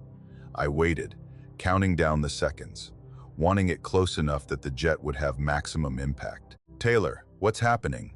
Margaret's voice, distant against the rushing of blood in my ears. "Wait for it," I muttered, more to myself than to her. The creature was 30 feet away. 20. 10. I hit the switch. The dredge roared to life. "We're pushing everything we've got to get to you sooner," she finally said. "The moment there's a window in this storm, we'll launch." I nodded, not trusting myself to speak. My life had become a brutal equation of time, oxygen, structural integrity, and a prehistoric predator's persistence. The variables were all trending in the wrong direction. Through the viewport, I could see the creature circling again, keeping a more cautious distance now. It had learned something from our first encounter. So had I.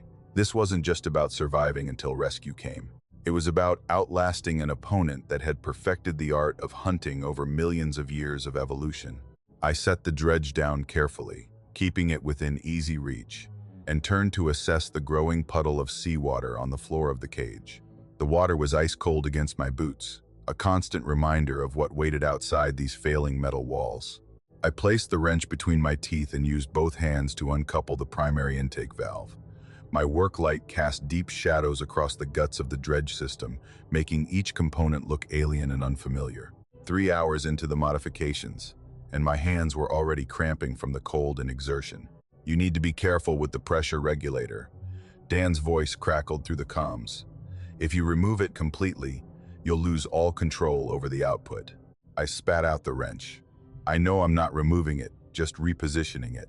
Water sloshed around my ankles as I shifted position. The puddle had grown another inch since I'd started working. Not a good sign. Another slam rocked the cage, sending me sprawling into the wall. Tools clattered across the floor, some disappearing into the murky water. The lights flickered, then stabilized. "Taylor, you okay down there?" Margaret's voice replaced Dan's. "Yeah." I pushed myself up, wincing at a new pain in my shoulder. "Our friend is back for another hello." I glanced at the oxygen readout. 16 hours left, maybe less if the system took more damage. "The creature's getting more aggressive," I said, retrieving the tools I could find. "It's learning that this thing isn't natural. Probably thinks I'm inside its territory." "Just focus on the modifications," Margaret replied. "Dan thinks your idea might work, but you need to finish before—" The radio cut out as another impact hit, harder than before. A new crack appeared along the viewport, thin but unmistakable. Water began seeping through, adding to the growing puddle at my feet. When the comms returned, I heard arguing in the background. "What's going on up there?" I asked, grabbing emergency sealant from the wall locker. Margaret's voice came back tight with tension. "Lincoln's prepping the second submersible." "In this storm?" I applied the sealant to the viewport crack, watching as it solidified on contact with the water. "That's what I've been telling him," she said. "Waves are topping 15 feet. We've had to secure everything on deck, but he insists he can reach you."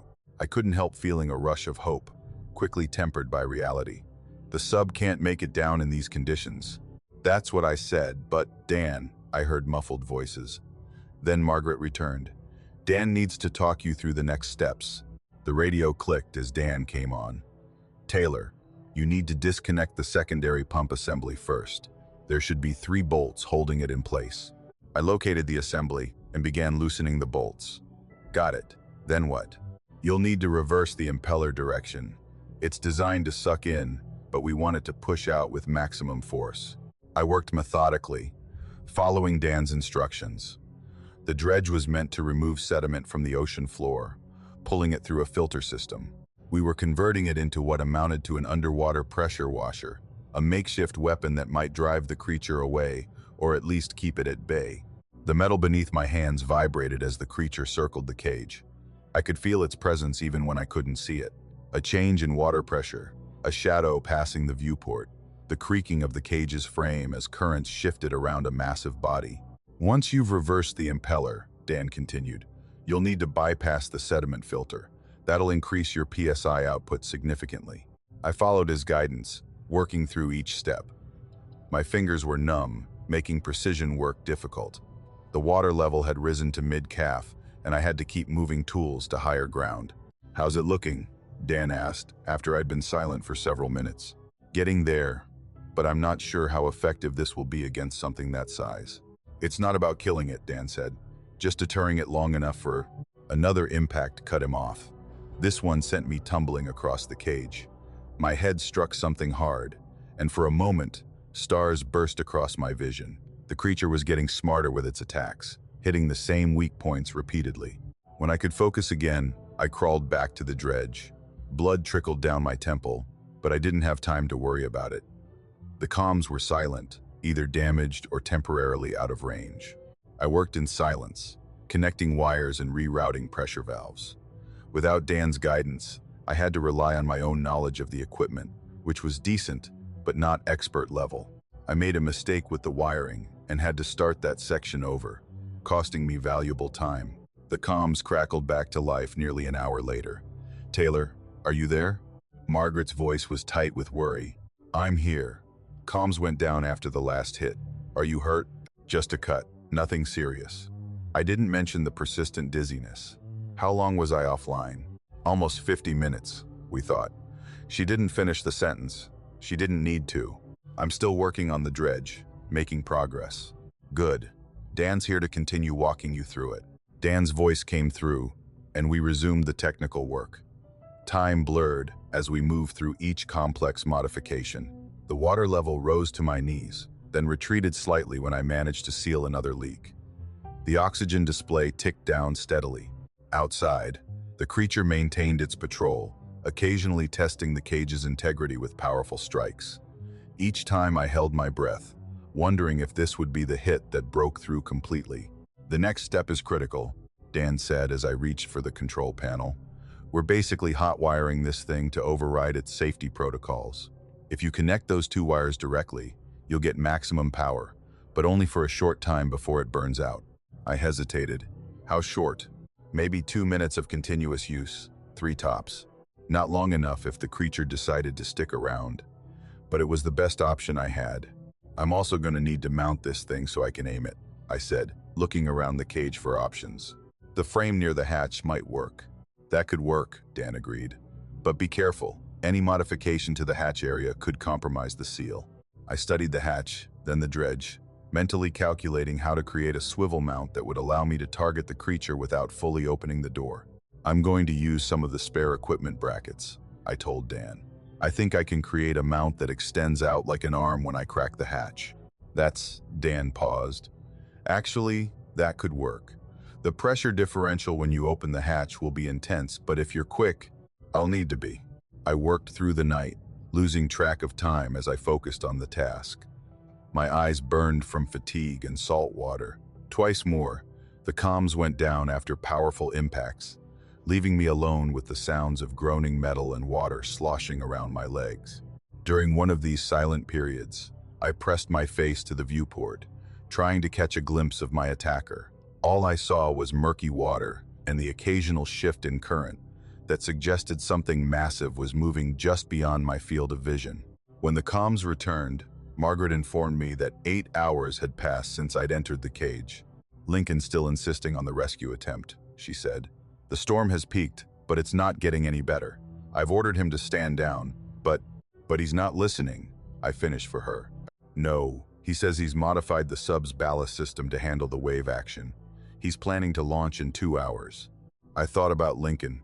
Steady, methodical Lincoln, risking his life to save mine. The same way I would have done for him. "Tell him not to be an idiot," I said, though I knew it wouldn't make a difference. "I've tried." So has everyone else. I resumed work on the dredge mount, trying not to think about Lincoln battling 15-feet waves in a submersible designed for calm water deployment. If he managed to reach the cage, he'd still have to deal with the creature. The night dragged on.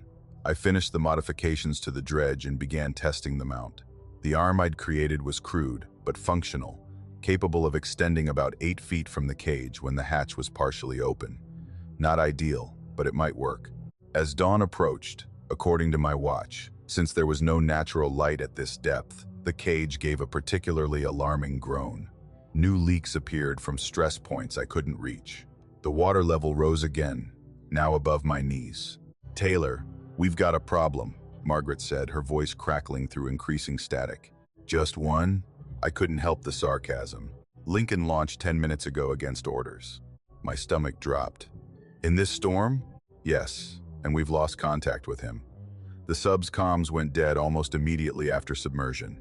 I closed my eyes, leaning against the wall. "How long until he reaches me?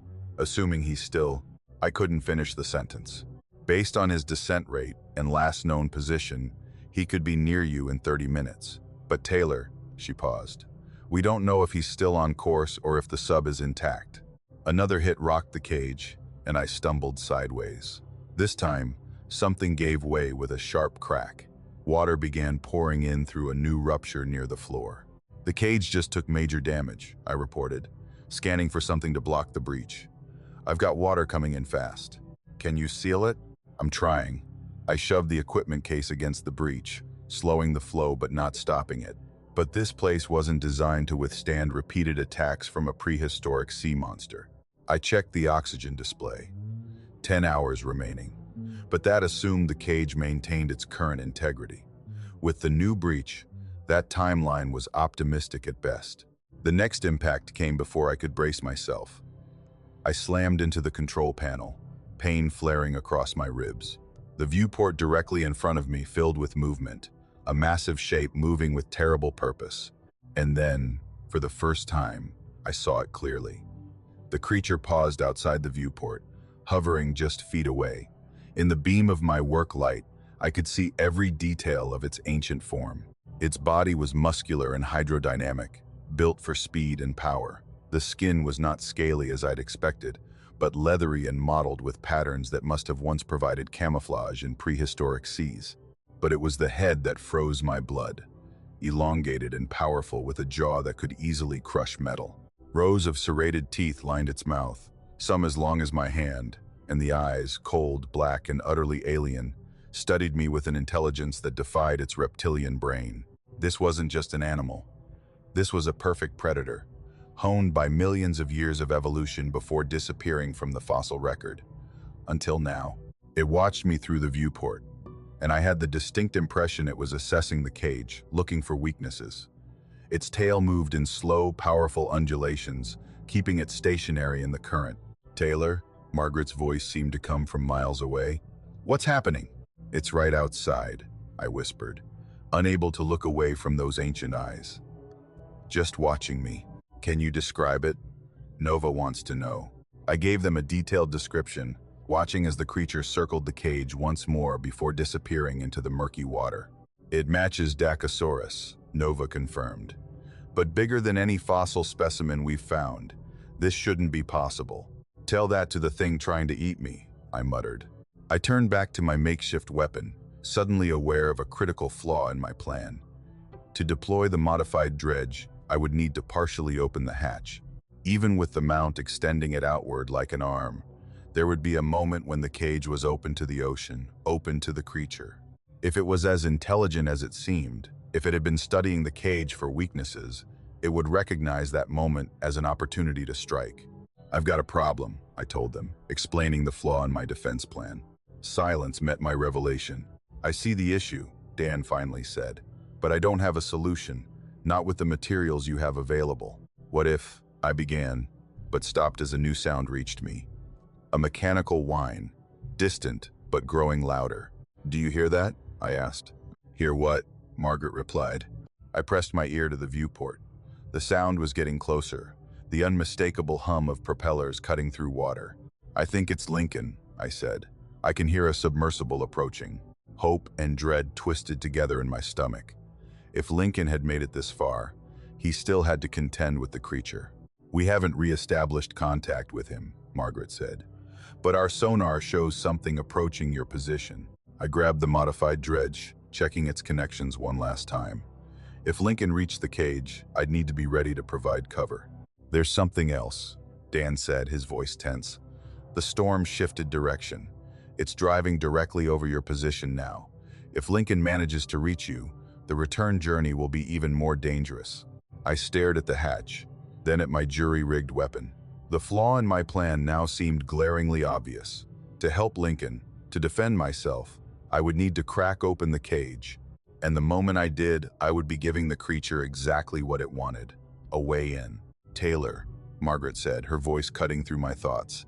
"Whatever you're planning, be careful." The mechanical sound grew louder. Through the viewport, I caught a flash of light, a submersible beam cutting through the darkness. Lincoln was almost here, and somewhere in the murky water, watching and waiting, was an ancient predator that had already taken 2 of my team.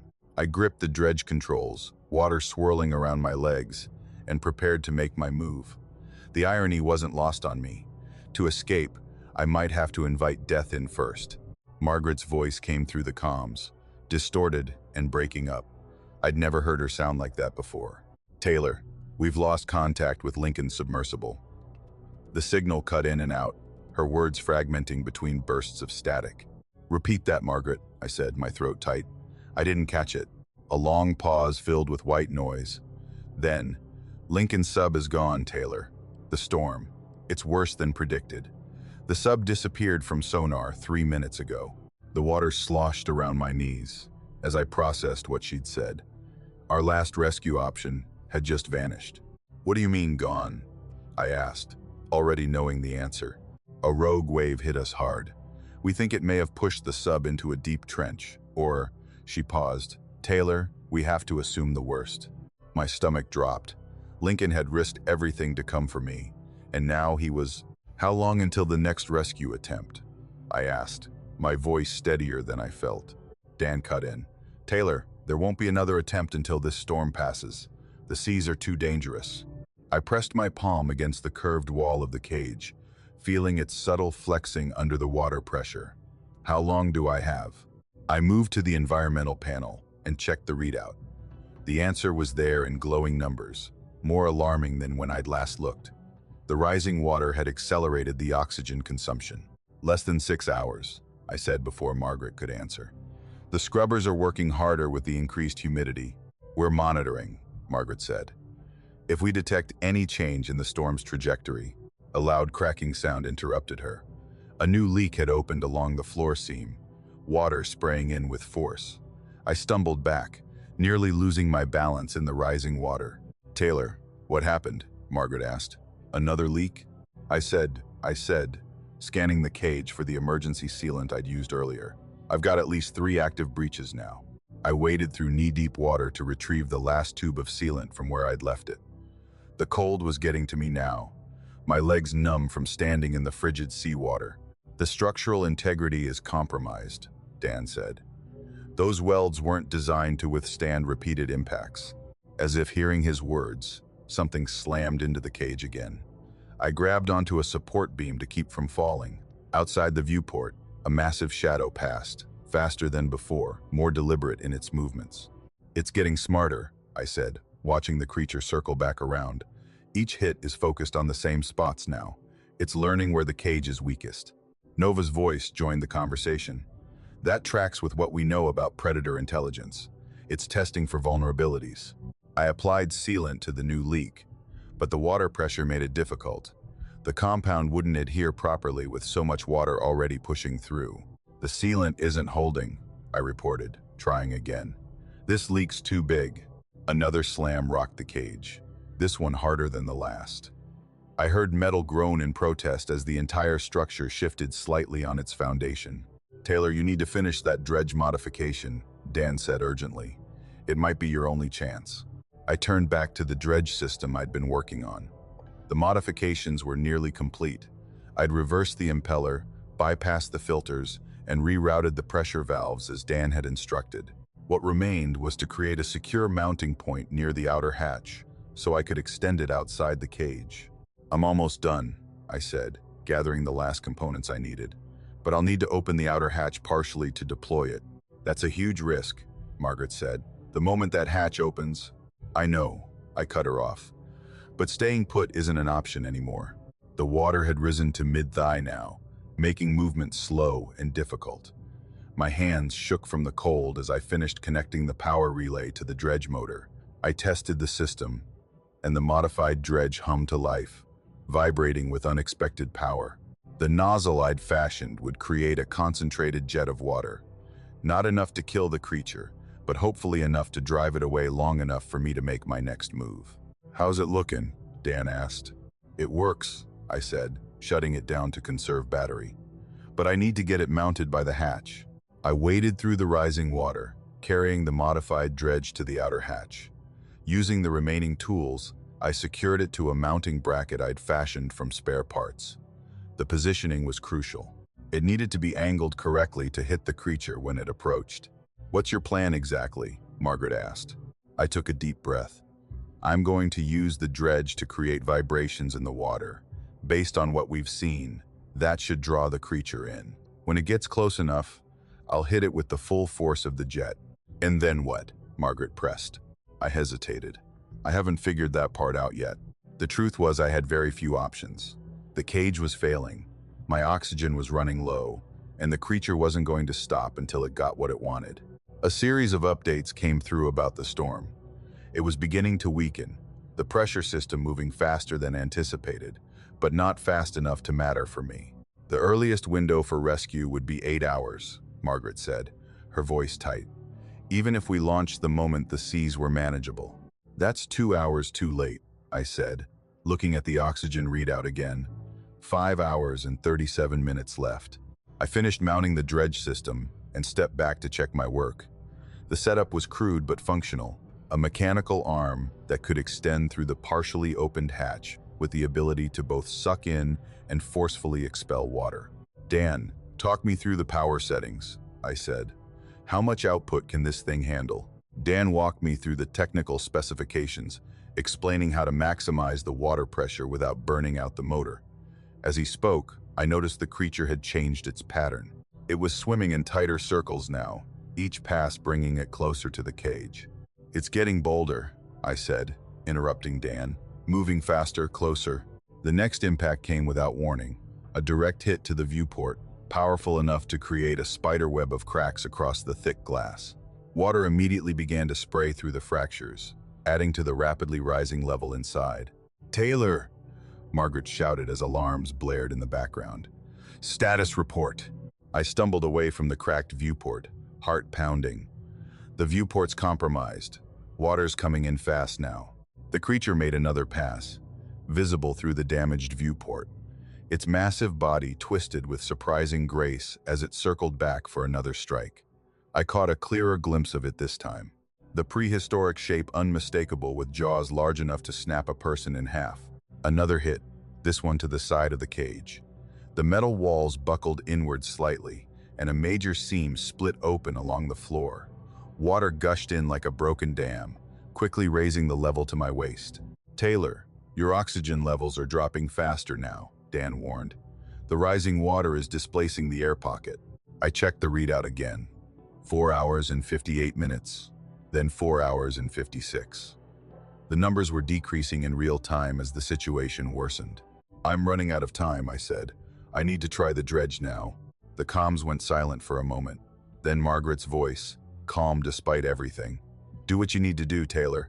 We're not giving up on you." I made my way to the hatch controls, fighting against the rising water. The temperature was dropping my core body heat, making my movements sluggish. I knew hypothermia would become a real threat soon if the water continued to rise. "I'm going to activate the dredge now," I told them. "It'll create vibrations that should attract the creature." "Like a dinner bell," Nova said quietly. "That's what I'm counting on," I replied, reaching for the power switch. The dredge hummed to life, its motor straining against the pressure. I adjusted the settings as Dan had instructed, maximizing the output. The vibrations traveled through the cage and out into the water beyond, creating a distinctive pattern that carried through the ocean depths. Through the damaged viewport, I watched and waited. It took less than 30 seconds. The creature responded exactly as I'd hoped, appearing suddenly from the murky distance. It circled once, twice, then approached the cage with clear intent. "It's coming," I said into the comms. "Moving faster than before." "Get ready," Dan said. "You'll only get one shot at this." I positioned myself at the outer hatch controls, my hand hovering over the release mechanism. The timing would be critical. Open too soon and the rush of water might overwhelm me before I could implement my plan. Too late, and the creature might damage the cage beyond any hope of survival. Another powerful impact shook the cage. This one was different, more calculated, focused on the already damaged viewport. The cracks expanded and water began pouring in with alarming force. "Taylor." Margaret's voice was almost lost in the sound of rushing water. "Your oxygen level is dropping rapidly." The water was now at my chest and rising fast. I knew I had minutes, not hours. "I need to do this now," I said, more to myself than to them. The creature circled again, moving with increasing speed. Each pass brought it closer to the cage, testing, probing for weakness. Through the viewport, I could see its massive form coiling, preparing for what would surely be a devastating strike. I braced myself at the hatch controls, the cold water now reaching my shoulders. This was it, my one chance to turn the hunter into the hunted. If I failed, the cage would become my tomb. "Margaret," I said, my voice calm despite everything. "If this doesn't work, tell my sister." "Tell her yourself when you get back," Margaret cut me off. "Focus, Taylor." The creature disappeared from view briefly, then reappeared, charging directly at the cage. I knew this was the moment. I positioned my hand on the hatch release, ready to execute my desperate plan. As the prehistoric predator closed in for the kill, I knew my plan would either work or it would kill me faster. My fingers moved over the hatch controls, finding the emergency release. I had to be careful, open it just enough to push the dredge nozzle through, not wide enough to let the creature in. The comms buzzed with Margaret's voice, but I couldn't make out what she was saying anymore. It didn't matter. No one could help me now. "I'm opening the outer hatch," I told whoever might be listening. "Here goes everything." I twisted the release mechanism and pulled the lever halfway. The hatch groaned and water immediately burst through the partial opening, slamming into my chest. The pressure nearly knocked me off my feet as I fought to stay at the controls. Cold ocean water rushed around my torso, now rising fast. I forced my arm through the gap, pushing the modified dredge nozzle past the edge of the hatch. The water was up to my collarbone already. The cage was filling faster than I'd expected. Every second with that hatch open meant less time before I drowned. "Dredge is in position," I gasped, spitting out salt water. "Now I just need our friend to take the bait." Through the viewport, I could see only murky darkness. I strained my eyes, searching for any sign of movement. The water pressure made the viewport creak and groan. I wondered if the creature had given up. Maybe it had found easier prey elsewhere. The thought gave me no comfort. I needed it to come back now, that I was ready for it. My legs were numb from the cold water. I stamped my feet, trying to keep the blood flowing. I tapped the edge of the viewport. "Come on, where are you?" The water level kept rising inside the cage. It was past my shoulders now, forcing me to tilt my chin up. I had to stand on my toes to keep my head above water. My makeshift trap wouldn't matter if I drowned before the creature showed up. Then I saw it. A disturbance in the water. Not just random currents, but a deliberate movement. Something large displaced the water as it approached. I held my position at the controls, one hand on the dredge activation switch, the other gripping a support beam to keep myself steady. The silt cleared just enough for me to see it coming, fast and direct. The Dacosaurus had sensed the opening in the cage and was charging straight for the exposed equipment, not circling anymore, not testing, coming in for the kill. "There you are," I whispered. As it got closer, I saw it clearly for the first time. My breath caught in my throat. Textbook illustrations and Nova's digital reconstructions hadn't prepared me for the reality of this thing. Its body was massive, at least 20 feet of prehistoric muscle and cartilage. The head was enormous, disproportionate to its body, not like a shark, not like anything alive today. This was an ancient nightmare come to life. Its skin wasn't smooth, but rough and mottled with patches that might have been scars or natural markings. But it was the eyes that held me, cold, black, and somehow knowing. They weren't the mindless eyes of a shark. They held purpose. They held hunger. I'd seen enough predators while diving to recognize intelligence when I saw it. This creature was smart. It had figured out the cage had weaknesses. It had learned, and now it was coming straight for the dredge nozzle I'd pushed through the hatch. The creature slowed its approach in the last few yards, but it didn't stop. Its massive jaws opened wide, revealing rows of teeth. Not the needle-like teeth of modern sharks, but broad, serrated blades designed to cut through tough hide and bone. The jaw opened wider than seemed possible, unhinging like a snake's. It was going to bite down on the dredge arm, exactly as I'd hoped. "Come on," I urged, finger hovering over the activation switch. Just a little closer. The water was at my chin now. I had to tilt my head back to breathe. I couldn't afford to wait any longer. The creature lunged forward, jaws spread wide to engulf the dredge nozzle. In that moment, I saw straight into its gullet, a dark tunnel lined with teeth that had evolved for one purpose, to kill. "Now!" I shouted, slamming my hand down on the switch. I reversed the dredge pump to maximum power, the modification Dan and I had worked on. Instead of pulling water and sediment in as it was designed to do, the system now blasted a concentrated jet of water and silt directly into the creature's open mouth and throat. The improvised weapon worked better than I dared hope. The pressurized stream shot straight into the Dacosaurus's mouth, forcing sand, silt, and debris deep into its respiratory system. I watched through the viewport as its eyes widened. If a prehistoric marine reptile could look surprised, this one did. It tried to pull away, but the damage was already happening. I kept my hand pressed firmly on the controls, maintaining the torrent of water and sediment. My other hand gripped the support beam as the water in the cage reached my nose, forcing me to swim in place to keep my face above water. The creature thrashed violently, its massive body contorting in ways that didn't seem possible. Its tail whipped back and forth, striking the cage several times and sending fresh shudders through the already compromised structure. I held on, kept the dredge running. "That's right," I gasped, water splashing into my mouth. "How does it feel?" The creature twisted away from the cage, trying to retreat back into the murky depths. I could see the distress in its movements. It was choking, drowning on land. The silt had filled its gills, or whatever respiratory system it used. The Dacosaurus couldn't clear its breathing passages fast enough. I kept the dredge running until the pump motor began to whine from the strain. Finally, I cut the power. The creature was already 50 yards away, still thrashing, but with less coordination, less purpose. I watched through the viewport as the prehistoric predator's movements became sluggish. After several minutes of desperate struggle, it stopped moving altogether. Its massive body began to drift downward, sinking to the ocean floor where it had hunted for who knows how long. I had defeated the ancient predator, but my victory would be short-lived. Water filled the cage now.